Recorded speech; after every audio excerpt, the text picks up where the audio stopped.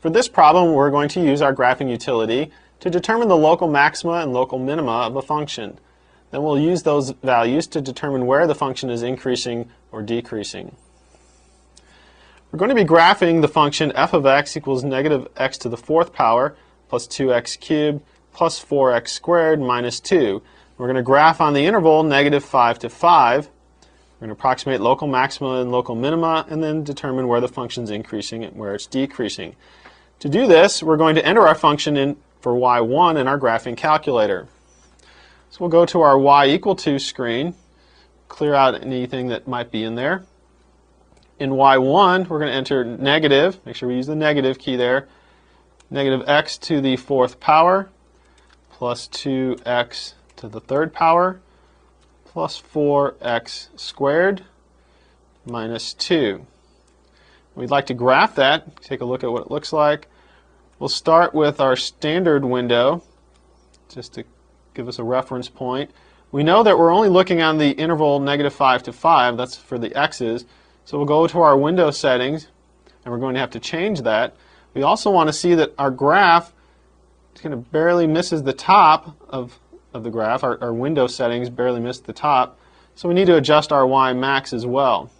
So we're going to change our window settings here. Our x min we're going to put as negative 5 since it's our lower bound on our range for the x's. Then x max is going to be 5. So minus 5 to 5, that's the interval we're considering. We're going to let x scale be 1. Then for y min, we're just going to leave that at the negative 10. Y max, we do need to raise that up. So we're going to go ahead and go up to 20. Now the difference between the min and max is 30. So we're going to go a scale of 2 so that we don't get too many tick marks. We'll go ahead and graph that again. And so we get a little bit nicer graph. And we're looking for the maxima minima. Remember that maximums occur at peaks and minimums occur at valleys. The max and mins are the y values. So we're going to go ahead and find this using our calc menu. And we're going to start from the left side of our graph, which is going to be a maximum. So we go to our calc menu. We want to find a maximum, so we go down to option 4, click enter, and we get the question left bound. To get the left bound, we need to scroll to the left of that peak. We want to make sure we're clearly to the left of that, so we're going to be on the downward slope. Hit enter. Right bound, we want to go past the peak, make sure we're on the other downward slope, and we'll hit enter. And for our guess, we want to move up to the peak and hit enter. Now it says the maximum will occur when x is roughly negative 0.85. The actual maximum value is negative 0.86. The y value is the maximum. Next we see that there's a valley, so we're going to find a local minima. Go back to our calc menu. Scroll down to option 3 for minimum. We'll get the same questions, left bound. We want to make sure we're to the left of that valley. Hit enter. For the right bound, we want to be to the right of the valley. We'll hit enter. And then for our guess, we want to try to go to the bottom and hit enter.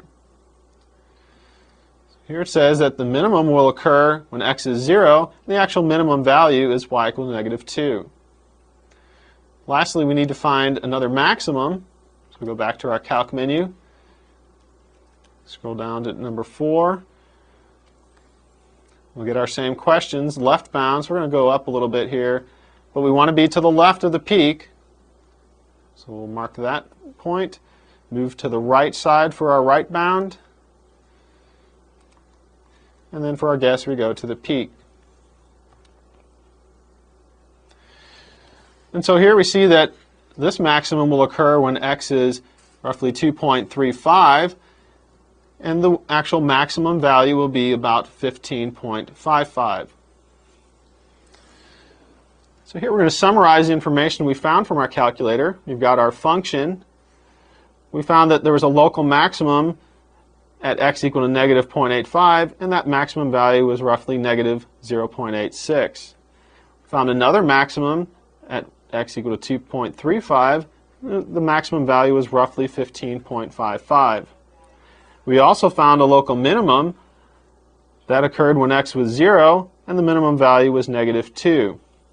If we recall from our graph, the graph was initially increasing, so we're going to start from the left side. We were increasing starting at -5, and we increase until we get to that first maximum. That occurred at -0.85, so we know the function's increasing on this interval.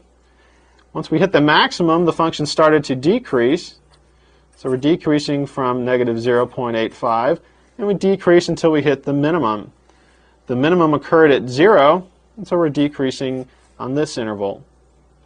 Once we hit the minimum, the function starts to increase again. So the function's increasing until it hits the next maximum. That occurred at 2.35. The function is also increasing on this interval.